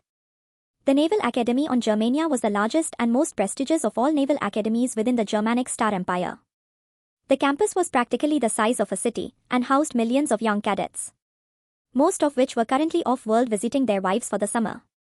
It was their duty to have as many children as possible, and because of this, contraceptives were mostly outlawed, with a few exceptions being made for specialized careers such as spies who infiltrated other interstellar civilizations. These spies were some of the few men permitted to engage in sexual relations with other species, but the requirement was that they would have to set their neuralink to prohibit procreation during their encounters. Not that any of this applied to Erich, who just wanted to get something to eat for the night before retiring to the barracks. Thus, he activated the grid and looked for a good place to grab a bite, which he found not far from his current location. As Erich walked through the streets, he saw another holographic projection of the up-and-coming idol Erika Krieger, which displayed one of her recent performances. Though he had to admit, the woman was gorgeous even by Germanic standards, and was perhaps the most beautiful woman he had ever laid eyes upon. He couldn't help but sigh as he tried to ignore the sounds of the pop music, which he found to be nothing but irritating. Eventually, he made his way to a small diner, where a few other mutants like himself were sitting in a booth. He recognized all three of them from his galactic politics course. When Erich entered the facility, they immediately waved him over, and though he did not really want to associate with other mutants, he figured it would at the very least be polite to talk with them. After sitting down at the table, the group of three young men introduced themselves. "Hey, you're the new guy who was late to class, weren't you? I'm Frederick Anderson, and these two assholes are Dolph Van Dyne and Carl Icarson, so what the hell kept you away for so long? And why is it so hush-hush?" Erich did not dare tell these men that he had broken several laws the night before, whose combined punishment would surely be met with the death penalty, and instead he decided to be deliberately vague in his introduction. "My name is Erich Jaeger, by the way. As for what kept me from arriving on time, I was held up by a foreign diplomat. I can't go too much into detail about why she kept me for so long as it is a personal matter, and she asked me not to tell anyone." There was a look of disappointment on all the guys' faces as they heard Erich's explanation. Frederick was a handsome young man with cyan hair and bloodred eyes, but aside from that, there were no other major mutations to speak of. In fact, the entire Germanic race was considered physically attractive by most humanoid races. And by the standards of 21st century humans, they were all the equivalent of supermodels, with the most attractive of the Germanic race being the on par with divine figures. Part of the genetic enhancement that every Germanic citizen went through during their birth altered their DNA to remove them from any imperfections. As a result, genes that resulted in unattractive traits like boldness, poor eyesight, ugliness, body hair, predisposure to weight gain, small breasts, small male genitalia, and any other number of physical flaws, had been entirely removed from the Germanic gene pool and were instead replaced with the genes that were more desirable. In fact, 99.9% of the Germanic race fit into the mold of the perfect Aryan, as envisioned by the National Socialist German Workers' Party, who were in many ways the ideological and spiritual predecessors of the Germanic Star-Empire. Those who were mutated as a result of an error most commonly found in experimental high-grade gene serums like the one Erich was injected with, and were determined to be unfit for termination, were like the men sitting in this room, flawless in every way, except for a lack of what was considered by society to acceptable hair and eye color. Which, as far as the Germanic Star-Empire was concerned, consisted of either blonde or red hair with blue eyes. Upon seeing the dejected expressions on his classmates' faces, Erich sighed and shrugged his shoulders, before typing in an order on the grid for what he desired to eat at this cafe. Within a few minutes, a robot came out and served the drink and meal of Erich's choice, which was a burger, fries, and a shake. While biting into his burger, Erich noticed something peculiar in the uniforms of the other cadets. Something which he did not yet have on his own. It was a small hexagon on the breast pocket with what appeared to be a digital image which displayed a unique number. For example, Dolph's rating was 3,257,982, while Carl's was much lower at 1,397,527 and Frederick's was at a whopping 12,957,335. If he thought back upon it, the young men who had bullied him on the transit also had numbers on their chests, which were much higher than Dolph and Carl's. Thus, Erich could not help but ask just what they represented. "By the way, what are those numbers on the breast pocket of your uniforms?" The three men exchanged glances with one another before explaining in detail just what the images represented. "That's right, you were late and missed your first day at the academy. The thought didn't even cross my mind that you didn't know about the leaderboard. Essentially, the number on our chest is our place on the leaderboard. Every student in the academy is ranked on it, and it changes in real time to reflect one's position. It takes into account all of your activities on campus. Whether it is your academic performance, or your capability in the simulators, or even your physical fitness levels. Since you missed your first day and a half, the AI probably hasn't registered you yet. By tomorrow morning, you will see your place in your uniform's breast pocket." This sparked a number of questions in Erich's mind, which he was quick to ask about. "So what do I get for having a high score on the leaderboard? Dolph was quick to inform Erich about the benefits of having a high score on the leaderboard in an almost condescending tone. The higher your rank on the leaderboard, the more likely you are to get into a better specialty school. By now, you should already be aware that most cadets spend a full 4 years at the academy before going into specialized training for the role they were selected to serve in. However, based upon your performance at the academy, you can either get sent to a run-of-the-mill specialty school or an elite one. There is also a similar system at your specialty school, where based upon what percentile you graduate in will determine your rank and unit upon entering service. So, for example, say you graduate in the top 1% of all cadets here at the Naval Academy, and then go on to graduate at the top 1% in your elite specialty school. You are pretty much guaranteed to be given the rank of lieutenant, and depending on your specialization, you might have to go through additional training to become a special forces operative, where you will also be judged based upon performance. By the way, what is your specialty? Erich wore a bitter smile as he informed his new classmates of just what role the government had given him to serve in during his years in the military. I've been assigned to the role of a starfighter pilot. The three men grimaced when they heard the specialty that Erich was given, and looked at him as if they were in the presence of a dead man. This was something that Erich already expected to happen, and could only shake his head as he accepted his lot in life. However, Carl spoke up for perhaps the first time since Erich sat down, giving the silver-haired lad some solid advice. If I were you, I would do everything I can to score in the top 1% both here in the Naval Academy and in your specialty school. We may be mutants, but we have a natural advantage over the rest of these fuckers. While they're out plowing their wives during the summer, we have to attend more courses, which not only gives us a head start, but allows us to graduate earlier. Use these next 2 years to climb your way to the top of the leaderboard, and if you do manage to graduate in the top 1% of both the academy and your elite flight school, you will get sent to special forces training, where if you graduate at the top of that, then you can join an elite squadron like Black Sun and perhaps even lead your own wing of fighters. Although those guys participate in the most dangerous spaceborne operations of the entire military, they have the highest survival rate, because they are given the best ships and have the best training. They also tend to receive the best rewards. I can't confirm the validity about what I'm about to say, but I heard from a rather reliable source about a Black Sun pilot who was a mutant like us, but because of his achievements on the battlefield, the party permitted him to have a wife and children, albeit they closely monitored the genetic line of the guy to ensure that there were no further mutants being born. But still, that is something most of us mutants won't be able to obtain in our lives. I know I won't be able to. There is not much room for fancy medals or acts of heroism when you are destined to become an engineering officer. But my odds of surviving are significantly higher than yours. Even if we do get cloned after we die, that is not something I wish to experience. After all, there is a philosophical argument to be made. If you die, and your memories are transplanted into the body of a clone, are you really the same person? That's not a debate I want to have with myself. It is enough to give any man an existential crisis. Erich could not help but agree with everything Carl had said. From getting into an elite flight school and becoming a special forces pilot, to not wanting to die and suffer an existential crisis when his memories were transplanted into a clone's body. Thus, in that moment, he decided that he would do everything in his power to reach the top of the leaderboard over the next 2 years of his life.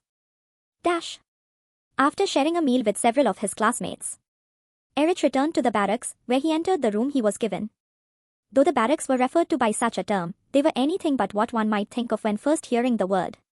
In fact, the rooms which the cadets were given, while utilitarian in design, like just about everything else in the Empire, were about the size of a studio apartment. The room had everything Erich needed to be comfortable over the next 2 years of his life, and thus, he was quite happy with his new home. After stripping out of his uniform and taking a shower, he climbed into bed, where he planned to get some shut-eye. That is, until he checked his messages on the grid to see that his mother had attempted to call him over 100 times since he had first landed in Germania.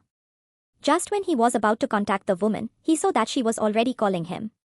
With a deep breath, Erich prepared himself for the scolding of a lifetime as he accepted his mother's call. "Hey mom." Immediately, the woman interrupted her son as she began to scream at him with all the strength she could muster.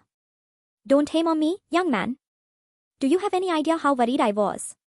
It has been an entire day since you were supposed to land in Germania, and yet, despite the fact that I told you to contact me every night before you went to bed, I have heard nothing from you, my own beloved son. I feared the worst. Perhaps your transport had gotten sucked into a black hole, or maybe you were kidnapped by your father's rivals. Speaking of your father, he seems to be in a pissy mood whenever I ask him about whether or not you are alright, but he won't tell me why. Don't tell me you are already causing trouble there in the capital? Just what on earth have you been up to?" Erich was at a loss for words. It had not even been 24 hours since he first left for the capital of the empire, and already so many things had happened to him. First, he had committed a capital offense by hooking up with a representative of the Great Oni Empire, and then he had been bullied on the transit before getting a fellow cadet expelled. Finally, he had gone through half a day's classes, and just now learned about the complex system for which all cadets were judged by, one that would determine his future prospects during his tenure in the military. There were too many things on his mind for him to even come up with a proper response to his mother's scolding, for which he could only apologize. "I'm sorry, Mother, truly I am. I should have contacted you when I first landed. I won't make excuses. It's just that I got tied up in a complex matter with a diplomat from a foreign empire, and as a result, my last 24 hours have been pretty hectic. I actually planned to get some shut-eye when you called me. Can we talk about this tomorrow after I have rested for a bit?" Though Krista was furious about her son's behavior, she could see that he was exhausted and thus sighed heavily before agreeing to continue her scolding on the following day. "All right, get some sleep, and remember to contact me tomorrow, or I will be even more furious."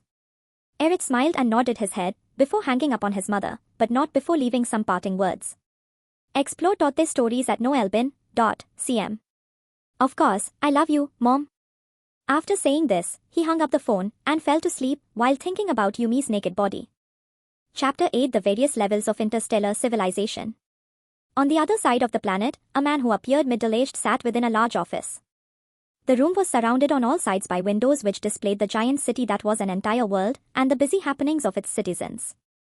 The man in question had short grey hair and a few wrinkles, which showed off only the slightest amount of age. And while the man appeared as if he were in his late 40s, he was in reality 300 years old, and was none other than the second supreme leader of the Germanic Star-Empire. Hans EPP sat in his office chair, as he gazed upon the holographic projection of what appeared to be a young man no older than 20 dressed in his military uniform. This man had distressed expression on his face as he bowed his head in submission, before apologizing profusely for his son's scandalous actions. "Please, Supreme Leader, forgive my son. He is a young and foolhardy. I doubt he could resist the temptation of that Oni temptress. You know better than I do about her skills in the art of seduction. A young boy has no chance against such a voracious tigress." A slight scoff escaped from the Supreme Leader's lips as he spoke about the potential punishment for the crime of miscegenation, which was among the most heinous crimes one could commit in the Germanic Star-Empire. "Your son is already an adult, and he has committed a disgusting and heinous act by sleeping with a foreigner. He did not even command his Neuralink to temporarily sterilize himself for the duration of his sinful deed. What if a half-breed is born of this unholy union? Would you then have him take responsibility for his actions? The only reason your son's head is still attached to his neck is because the foreigner he slept with just so happens to be the aunt of the Oni Emperor. If not for her pulling some strings with her nephew, demanding that the boy be spared of his rightful punishment, then I would have had him executed on the spot. But my hands are tied. The Oni are a valuable ally, one which I cannot afford to offend with a matter as petty as this. Discipline your son on my behalf and ensure that he does not make such an error again." Before Heinrich could even thank the Supreme Leader for his benevolence, the line was cut, where Hans sat in his office with a frown on his face, as he voiced his disgust at Erich's actions. "Fucking mutants. They have no respect for our way of life. I don't know why we even spare any of them." Dash. Entirely unaware of the quite literal bullet he had just dodged, Erich slept through the night with a peaceful expression on his face. When he awoke in the morning, it was at the crack of dawn. An audio recording of a bugle resounded across his room, thus waking him from his sweet dreams. Without a second thought, he climbed into the shower and got himself dressed for physical training. Upon adorning his t-shirt over his chiseled body and looking in the mirror, Erich noticed something peculiar. The hexagon on his shirt had a number digitally displayed, one which shocked the young man to the core of his being. From only half a day of school, Erich's rank on the leaderboards was already at 1,250,000. Evidently he had perfect scores on all of his first assignments, which bumped him up well into the top 5% of the 25 million students which attended the Naval Academy on Germania. Even though the empire's population was in the trillions, few men were selected for officer roles in the military. Most were enlisted personnel. And while the Naval Academy on Germania was the largest of the naval academies in the empire, there was one on every habited planet. Meaning there were 100 naval academies in total. Still, to be within the top 5% of cadets after a single day of classes, this was quite an accomplishment. Even then, it just meant his life would be even more difficult if he wanted to reach the top 1% or even the top spot. Thus, Erich resigned himself to pushing himself past his limits during the physical training which he was about to endure. PT was no joke. Even though many of these men would not go into the Star Marines, the minimally accepted PT score was set to the minimum of the elite infantry unit's standards. To receive a perfect score, one had to be in astounding shape. Luckily, Erich had been injected with an experimental grade S gene serum when he was in his mother's womb, and thus, he scored higher than most Germanic men in nearly all attributes. However, this was not something that was unique to Erich. Millions of fetuses each year were injected with an experimental grade S serum, and only a small portion of them were ever mutated. If he had to guess, then the top 5% of cadets attending the Naval Academy on Germania had been given the same serum as him. No, considering the Academy on Germania was the most prestigious school, this meant that it was likely that 10% if not more of the students had received a grade S serum. Meaning he would have to rely on more than just his genetic gifts to reach the top 1% of all cadets. Thus, he pushed himself beyond the limits he thought he had, and by the end of the class, he saw that his rank had increased ever so slightly on the leaderboard. After training for 2 whole hours, the cadets entered the showers, where they washed off the sweat and grime from their bodies before attending their courses. Everything from advanced mathematics, physics, chemistry, and any number of basic courses, to more specialized lectures like strategy, tactics, and survival, everything required to become an exemplary military officer as well as a productive member of the civilian sector was provided by the academy. Just after lunch, Erich found himself back in galactic politics, where his teacher, Colonel Wernick Egberg, had fulfilled his promise to teach Erich and the others about the classifications of civilizations. The room was practically an amphitheater, even if it was mostly empty, and it had windows on all sides, which displayed the city below. If one got distracted, they could easily watch the citizens of Germania go about their daily lives for the entire lecture. In the center of the room stood the instructor, who activated a large holographic projection, which displayed the information he was talking about. With a cigarette in one hand and a mug of coffee in the other, he spoke about the classifications of interstellar civilizations.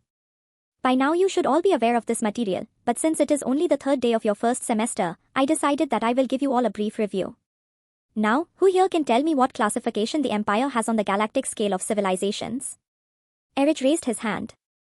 The more questions he answered correctly in class, the more his score would raise, and thus he was quick to raise his hand before all others. Seeing that the new arrival was so eager to participate, the colonel smiled before choosing him. All right, Silber, go ahead. With a proud smile on his face, Erich displayed the knowledge which was quite common in the Germanic Star-Empire. Our empire is considered a Tier 1 regional power. Wernick smiled and nodded his head as he took a drag from his cigarette before posing another question to Erich. Correct, but can you tell me what that means? This was a far more difficult question, but Erich was just as prepared to answer it as he responded with a confident smirk on his face. An interstellar civilization is judged upon several factors, including but not limited to the number of systems in its territory, the number of worlds colonized, their military strength, their economic prowess, and their technological development. The Germanic Star-Empire ranks at the bottom tier of the regional power classification, specifically because of the minuscule size of our empire. Read the latest stories in novelbian.com. We only have 36 systems and 100 colonized worlds. This is dwarfed by even the smallest of minor powers, let alone those in a similar ranking such as the Great Oni Empire, which has over 10,000 star systems under its control. However, while our empire is relatively small when compared to our peers, we have supreme military and economic strength, as well as advanced technology. If we had as many star systems as the Great Oni Empire under our control, then we would likely be either a Tier 3 regional power, or perhaps even a Tier 1 subgalactic power. Which is one of the reasons why the Alfheim Dominion has decided to vassalize our great race. Wernick smiled and nodded his head, as he confirmed what Erich said to be accurate, before adding more information about the classification system which the galaxy used to determine the rankings of different civilizations. You are once more correct in your assessment. There are 4 major classifications for an interstellar civilization, and for each category, there are also 3 tiers. On the bottom of the scale, we have the minor powers, which are civilizations with anywhere between 100 and 1,000 star systems and planets under their control. The fact that we are ranked a regional power, without even meeting one of the minimum requirements to be considered a minor power, is a testament to the strength, intelligence, and ingenuity of our great race. I won't go into too much detail about the various capabilities of each classification since it is a relative scale, but for the sake of review just know that minor powers are vastly inferior to our civilization in practically every way, aside from the number of star systems they own and how many worlds they have colonized. They also tend to be vassalized by regional powers. One thing that needs to be noted before I move on to the regional powers is that interstellar civilizations like the Confederation of Human Worlds are so insignificant on the galactic stage that they do not even qualify as a minor power. Okay, moving on now, the next group we are looking at would be regional powers, which is what we are classified as. Most regional powers have a between 1 and 100,000 star system under their control, either directly or through vassalization. Technologically, militarily, and economically, the overwhelming majority of regional powers are inferior to the Germanic Star-Empire, with at most Tier 3 regional powers being able to compete with our military might. Regional powers also tend to be vassalized by subgalactic powers. After the regional powers are the subgalactic powers. These are the second rarest level of interstellar civilization. They are extraordinarily powerful and hold large swaths of the galaxy within their sphere of influence. Nearly all vassals of a major galactic power are of this classification. However, we are the exception to this rule. Finally, there are the galactic powers, which there are technically 6 of, but only 4 of them are considered the major galactic powers. As previously discussed, the Alfheim Dominion, the Svartalfheim Federation, the Asur Cabal, and the Ennead Theocracy are all galactic powers, and these 4 powers combined are in control of the entire galaxy either directly or through a series of vassalizations. However, there are 2 other galactic powers, which you need to be aware of. There is the Gimderi Trade Union, a race of goblinoids, who control the galactic economy. Unlike the other galactic powers, they have less territory than even our empire. However, their military strength is formidable, despite their more pacifistic nature, and, as I previously stated, the galactic economy is almost entirely under their control. It is because of this fact that the Gimderi Trade Union often acts as the mediator between the 4 major galactic powers, using their economic influence to compel more powerful nations than their own to do their bidding. Truly despicable. For most, it is considered a sign of prosperity and prestige to host a Gimderi bank within their empire. But our civilization will never hand over the reins of our economy to any foreign nation, even if they came to our doorstep demanding that we do so. Finally, there is the Narku, who has no homeworld to speak of, not that we know of at least, and live entirely in massive hive fleets. The Narku are classified as a devouring swarm and are the most powerful of such species. They are hostile to all other civilizations and are powerful enough to contend with the 4 major galactic powers entirely on their own. It is a miracle they have not consumed all life in the galaxy already. Oh, look at the time. Well, this concludes our lecture for the day. Tomorrow we will begin a more in-depth study of galactic politics, so I hope you are well prepared. Have a good rest of your day, gentlemen. With this said, the bell rang, and Erich had departed from the lecture, thinking about how much of a testament it was that their race had progressed to a regional power in less than half a millennium after reaching the interstellar age. Chapter 9: Entering the Simulation. 2 weeks had passed since Erich first began attending the Naval Academy on Germania. By now he had gotten used to the cadet life. It was hardly different from the youth corps he was forced to attend as a child. However, even though it had already been 2 weeks into the semester, Erich and his fellow mutants had yet to be permitted to take part in what was arguably the most exciting aspect of life at the academy. That was until today. Currently, Erich stood inside a large and empty room that was practically a warehouse of considerable size. He was dressed in a flight suit and looked around, waiting for the arrival of his fellow cadets and their instructor. However, just when he was about to leave the room, which he was given the coordinates to in advance, his surroundings suddenly shifted before his very eyes. What was previously an empty warehouse was now a flight hangar, filled with people and starfighters. Immediately, a smile lit up on Erich's face as he realized what had just happened. This was the holodeck, a building used to simulate combat environments for the cadets. And while Erich would not lay hands on an actual starfighter until after he graduated from the academy and entered flight school, he would still be required to learn the basics of flight inside the simulation which he now stood in. It was at this moment that Erich realized he was in line with a bunch of other pilots, who he did not recognize. The flight suits they wore were the same as his own. It was a stone grey in color and had the flag of the Germanic Star-Empire on the right biceps, which was a red background, with a black sun in the center. Aside from a life support system built into the suit, there was also a helmet in his hands that had a large transparent face shield. At the moment, a wing commander was speaking to him, and the other pilots which stood by his side, all of which were part of the simulation. Men of Germania, a Nakru hive fleet is no less than 20 light-years away from our borders. I won't lie to you. Many of you will die today, but you will die for the glory of the Empire, and the lives of its citizens. So go out there and squash those fucking bugs. The scenario which had been inserted into the simulation was one where the Empire was under a full-scale invasion by a galactic power. This was how the Empire trained its combatants to experience the horrors of total warfare from the very start of their life as cadets. It was a no-win scenario, one designed explicitly to bring the best out of cadets by squeezing every bit of potential for a possible victory. Because everything in the holodeck was realistic even to the touch, if Erich was shot down in the simulation, he would understand the pain of death even if he would not actually die from the experience. Thus, he was sweating bullets as he realized he would effectively be sent into battle without the slightest idea in how to fly the spacecraft. Before Erich could even figure out what was going on, one of the simulated pilots behind him pushed him towards his starfighter. Without even thinking, Erich climbed into the cockpit and attached his helmet onto the neckline of his flight suit, sealing off any air from escaping, and thus pressurizing his body for the vacuum of space.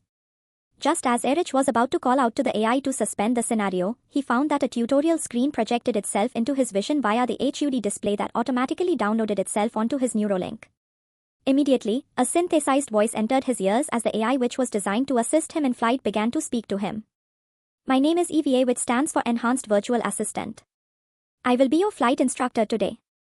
The scenario you are about to experience has been set on recruit level difficulty after taking into account that this is your first time flying. Like in real life, you only have one life, so I suggest you complete the scenario with survival in mind.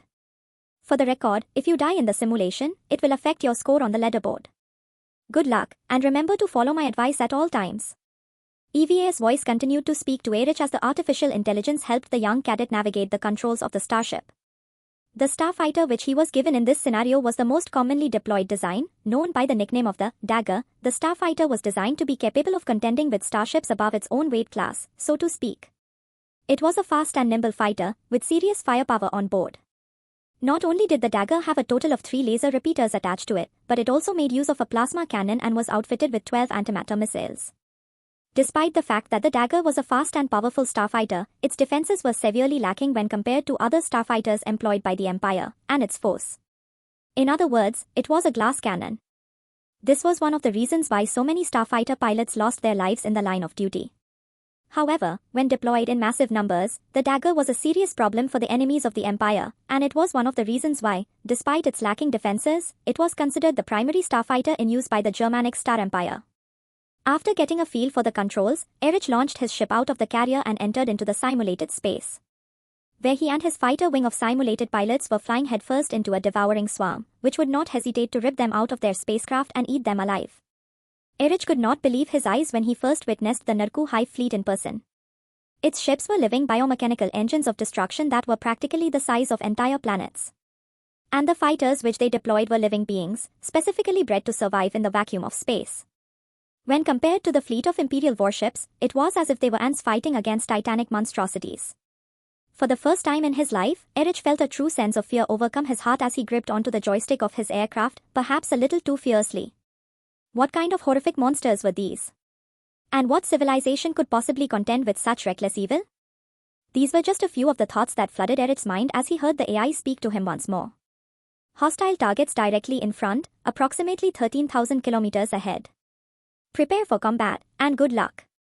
For a split second, Erich thought he could hear a sense of pity in the otherwise robotic voice of the artificial intelligence which assisted him in flight. Staring down at what was most certainly the personification of death, Erich gulped down the saliva which was pooling in his throat and activated his missiles as the HUD display connected to his Neuralink locked onto the target nearest to him. Immediately upon entering the combat zone, the Narku drone began to spit a corrosive acid at their Imperial adversaries, as if they were Gatling guns. And while the simulated pilots of Erich's wing nimbly dodged the attacks, Erich's fighter had taken a direct hit on its left wing. No doubt due to his inexperience in piloting the spacecraft. The acid easily ate through the energy shields, draining the power of the starfighter as Erich struggled to gain a lock onto his target. As if playing a game of chicken, Erich and the Narku sickle continued to battle towards one another, until finally Erich was able to get off a shot. The antimatter missile fired off and quickly followed after the Narku drone, which tried to dodge out of the way. However, the missile continued to track the beast until it finally collided with its target and blew it to smithereens. With the enemy destroyed, Erich felt an immediate sense of joy as he turned his fighter around to regroup with the rest of the wing. Still, his spacecraft's shields continued to deplete at a rapid rate because the acidic compound that had hit his fighter's left wing continued to eat away at the shield. Fearing he would lose all power to his shields in the first exchange, Erich made a single thought within his mind, and before he knew it the energy which supplied his shields rapidly transitioned from the right side of the starfighter to the left wing to prevent the acid from eating entirely through the shields. While Erich struggled to fight off the acid which was eating away at his shields, 2 men were watching his first attempt at the simulation with a curious expression on their faces. The lieutenant in charge of the holodeck exclaimed aloud, as his superior watched by his side. Just how did he manage to transfer the energy of his shields to the left wing? That is not a feature of the Dagger. The admiral who was watching the scenario unfold with interest in his eyes, scoffed, before lecturing the lowly lieutenant about Erich's special abilities. Your favorite ovals at NOVLBin.com. There's a reason this young man was selected to be a starfighter pilot. He has 3 exceptional abilities, 2 of which he inherited from his parents, and 1 which he gained from the grade S serum he was injected with at birth. Out of his 3 abilities, 1 is quite common, the other is exceptionally rare, while the third is exclusive only to him. In fact, its existence is entirely classified, and thus I can't tell you anything about it. What I can share with you is that this young man is capable of both communicating with others via his mind, while at the same time being able to control machines with his thoughts. With these 2 abilities alone, he has the potential to become one of the best starfighter aces of this generation. The lieutenant, who was in charge of running the simulations for the Academy's cadets, was stunned into silence for several moments before he asked for confirmation of what he believed to have been a misunderstanding on his part. You are telling me this mutant is triple enhanced? The admiral did not say a word, and just silently nodded his head, leaving the officer in complete and total shock. While every Germanic citizen was a genetically enhanced superhuman in terms of physical and mental capabilities, only a fraction of the population had special abilities, such as telepathy. These traits were usually unlocked via the grade S gene serum, which only a minority of the population was privileged enough to receive, and there was a very low chance of that happening. However, because of this, these special abilities could be passed down to offspring, and yet this was even rarer. Erich had not only inherited 1 ability from his father, and another from his mother, but he had even unlocked a 3rd ability from the grade S serum he had taken. One which as far as the Empire was concerned exclusively belonged to him. This meant that Erich was what many commonly referred to as triple enhanced. In the entirety of the Empire, whose populations was in the trillions, there were maybe 1 million men and women who could claim the same, and they usually went on to accomplish extraordinary things in their lives. Unfortunately, Erich did not live up to the hype. Even using 2 of his 3 abilities to navigate the scenario, it was still too much for him to handle. After defeating only 3 hostile drones, he was finally torn apart by his 4th target. Erich could feel the razor-sharp teeth of the biomechanical life-form tear through his fighter's cockpit and the flesh of his body, as he found himself lying on the floor of an empty warehouse while crying out in pain. For a second, he thought he had genuinely lost his life. It took several moments for Erich to collect his thoughts, where he immediately took a look at his Neuralink to see that his place on the leaderboard had fallen by over 100 places. With an intense look of depression on his otherwise handsome face, he sighed heavily, before determining that he would need to spend as much time as possible in the simulations. After all, simulation scores were the #1 way to rise through the rankings of the leaderboard. With this, Erich had not only gotten his first taste of the holodeck, but also of what it was like to die in battle for the Empire. He was beginning to understand why so many men of the Empire did not fear death, because many of them had experienced it 1,000,000 times before ever stepping foot on the battlefield. Chapter 10 Going Viral. Before Erich knew it, 3 months had come and gone, and the summer had turned to autumn. He had successfully completed his first semester in the Naval Academy, and during this time he had spent nearly every waking hour either doing his class work or spending time in the holodeck, gaining valuable experience both as a starfighter pilot and as a naval officer. What little time he had outside of classes and simulations he spent with his fellow cadets, Frederick, Karl, and Dolph.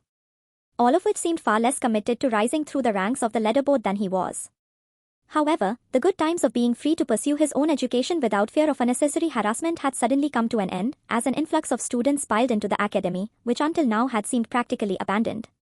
It was no longer just mutants, staff, and a few delinquents trying to make up for failed courses. Instead, those who had spent the summer holiday away from the campus and in the arms of their wives were now back at the academy, and because of this, Erich was forced to sit through a day of orientation for the new class, who were woefully behind him and the other mutants. In fact, Erich could only look at the wide-eyed young men, who had just started their life as a cadet with pity in his silver eyes, because they would soon be experiencing the pain of death, something that he still found haunting every time he perished in the simulations. Since women were not permitted to partake in the military, the entire academy was filled with men. Something which seemed much more depressing now that the campus was no longer sparsely populated.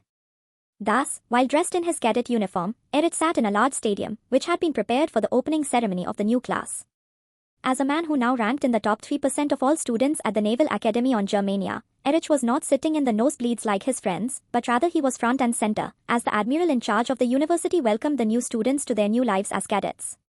I look upon all of you, the young men of our great race, who will now begin their years of military service as cadets at this most prestigious academy, and I think to myself, the future of our empire is secure. Here, in the Naval Academy on Germania, you will all gain the experience you need to fulfill your duties as officers in the Imperial Navy. Some of you will be destined for more relaxed roles, while others will be using your gifts to bring the fight directly to our people's enemies. Regardless, most of you will be spending the next 4 years of your life here on campus, and because of that, I welcome you to your new home. Today, you can all relax and become acquainted with your new lives as cadets, because tomorrow the real training begins. After the Admiral left the stage, a few other important personnel began making announcements, which Erich tuned out of, simply because he was already familiar with all the rules and regulations of the academy, having already completed a semester over the summer. Once the opening ceremony was completed, he and the rest of the freshman class were permitted to go about the massive campus that was the Naval Academy. Immediately after walking out of the building, Erich experienced something which he had nearly forgotten existed within the Empire. Discrimination against mutants. He found his friends, Frederick, Karl, and Dolph, surrounded by a group of new freshmen, who were trying to extort them out of their monthly stipends. Something which Erich had already dealt with during his senior year of high school. However, Erich was different now. He was no longer willing to tolerate being bullied for the color of his hair and eyes, nor run away from those who sought to cause him trouble. He had endured 3,572 death-like experiences since he had first started using the holodeck, each more painful than the last. Because of this, the last thing he feared in this life was something as petty as physical pain. Thus, while Frederick, Karl, and Dolph were encircled by a group of bullies, Erich broke through the crowd which was watching the event unfold, and placed a hand on the shoulder of the largest man in the group. No doubt this man had selected to become an officer in the Star Marines, much like the one who had gotten expelled on his first day of school for a similar infraction. As the young man looked over his shoulder to see just who had dared to touch him without his consent, Erich slammed his fist into the man's jaw, knocking him flat on his ass. The other bullies who had gathered around the mutants and were hurling obscenities stared in awe as their leader collapsed to the floor like a bag of bricks. Seeing that he had completely knocked out a future Star Marine with one punch, Erich glared at the other bullies with his silver eyes before giving them a single warning. You little shits. You think just because you have the pleasure of having normal colored hair and eyes that you can bully your superiors? I hate to break it to you, but you are in the military now, and we outrank you. The only thing that matters here in the Navy is one's ability to perform the tasks they are given. Your bullshit will not be tolerated any longer, so I suggest you readjust your behavior before you get flatlined like this asshole. I deduct 1,000 points from each of you, and 10,000 from this prick, since he is clearly the ringleader of your little entourage. Now get the fuck out of here before I decide you are in need of greater punishment. What Erich had said was correct. After spending an entire 3 months in the academy, proving his leadership abilities, Erich was now what was considered a cadet lieutenant, which meant he had the ability to discipline those cadets who were lower in rank than him. This was apparent by the insignia on his uniform which differed from those around him. Even if Erich had just sucker punched a new cadet, he could simply chalk it up as corporal punishment for any number of behavioral infractions. This was a luxury that the cadets who bullied Erich on his first day of life as a cadet were not protected by, considering that they had not reached the rank of cadet ensign, which was the minimal rank required to begin dishing out punishments to other cadets of lower standing. The fact that this attack was caught on film by the crowd which had gathered around to laugh at the bullying did not matter in the slightest to Erich. If anything, it acted as evidence to support his claims of behavioral infractions. When he turned around to see the crowd staring in disbelief, his mood turned even more sour, as he screamed at all of them, in a voice that was filled with so much authority, one might forget that Erich was wearing the uniform of a cadet, and not an active duty officer of the Navy. What are you fuckers looking at? I suggest you stop wasting your time, and get started on your studies. Dismissed. Having seen this cadet lieutenant, who was only slightly taller than the average man, absolutely flatline a man significantly bigger than him, nobody wanted to get on Erich's bad side, and followed his orders as if they were law. Which technically speaking, they were. Once the area was only populated by Erich and his friends, they all sighed in relief before congratulating Erich on properly weaponizing his authority. Karl, in particular, was the first to speak out, as he voiced his disbelief at what he had just witnessed. God damn, if I knew I would have the ability to dish out punishment like that to a bunch of assholes, I would have worked harder. I seriously just wasted my biggest advantage over these chuckle fucks. A friendly smile emerged on Erich's face as he immediately insulted Karl with friendly banter. I kept telling you guys that you needed to focus more on your studies. This is why the system here in the academy gives some pretty sweet perks to guys who not only rise in the leaderboards but also in rank as well. You only have yourself to blame for being so lazy. Out of the 4 friends, only Erich had made it to a cadet officer rank, and because of this, the rest of the guys would have to rely on him if in the future they ever encountered another situation like the one they were just forced to endure. Thus, Erich and his friends decided to grab some lunch before they parted ways for the day. After eating with his friends, Erich would spend the rest of his free time participating in the holodeck, where he would attempt to raise his rank in the academy, and on the leaderboard even higher than it already was. Little did Erich know it, but the video of him knocking out a future star marine made it onto the grid and immediately went viral. In one of the other core worlds of the Empire, a rising starlet was looking at the grid via her Neuralink and scoffed in disdain at what she saw. "Fucking mutants, I can't believe he is able to get away with such a heinous act. The military must be desperate to put a freak like that in any position of power." With this in mind, Erika immediately made a comment on the video, which would only cause it to become even more viral, as she spoke about how mutants are a blight on society, and that they shouldn't be permitted to live, even in the forms that were currently considered acceptable by the party. A sentiment that within mere seconds gained billions of likes from all over the Empire. Seeing that she had thoroughly painted a target on the back of whoever this silver-haired girl was, Erika smiled with satisfaction until hearing her manager's voice on the other side of her changing room door. "Erika, you have an interview in 5 minutes. Are you almost done changing?" The pink-haired idol had completely forgotten about her work during her brief break and immediately scrambled to finish changing before bolting out the door with a pretty smile on her stunning face. When her manager saw her, he immediately smiled and complimented the teenage girl on her flawless appearance. "As always, you are the physical incarnation of the ancient goddess Freja. Now, hurry up, the hostess of the lunch hour isn't going to wait for much longer." With this said, Erika was dragged onto yet another stage, where she sat down and shook hands with a woman who was significantly older than herself. The cameras had focused their attention on the young starlet, and the audience applauded her appearance with almost religious fervor before slowly calming down and allowing the hostess to speak.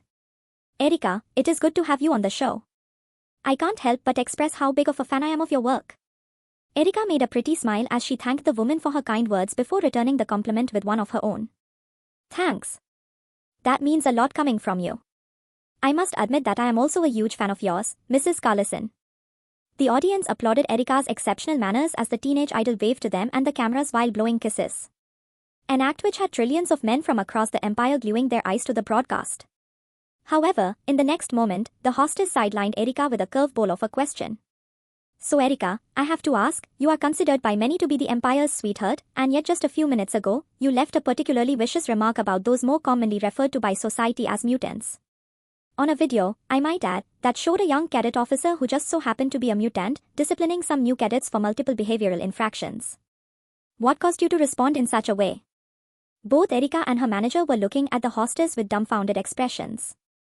This was not in the script which they had been given when they agreed to take the interview, and thus Erika, in particular, was at a loss for words as she began to fumble around in her mind for a proper response. After taking a deep breath, she decided to use this moment to engage in a particularly hateful speech against a class of people who could technically be considered disenfranchised by society. "Well, I'm clearly not the only one who thinks this way. Within minutes, I had billions of likes from across the Empire. By now it is likely in the trillions. Let's be honest here, does anyone actually think it is wise to allow these clear genetic defects to continue making a mockery of our great race? While most of these freaks are rightfully euthanized at birth, the party has, for whatever reason, determined that a few of these mongrels are unfit for termination.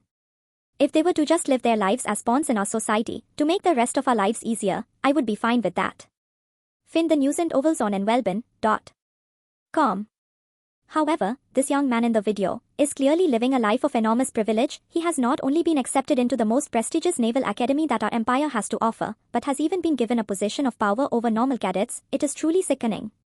I can only say that I am happy that these burdens on our society are not allowed to reproduce, because if they were, our entire lineage as a race would be under threat. Contrary to what the host was expecting, not only did the audience cheer and applaud the young woman for her boldness, but even the comments of the livestream were filled with support for Erika, and in a way, her popularity had just jumped to new heights, at the expense of Erich's well-being. Seeing that her trap had only further added to the rising star's popularity, the hostess immediately switched back to the script.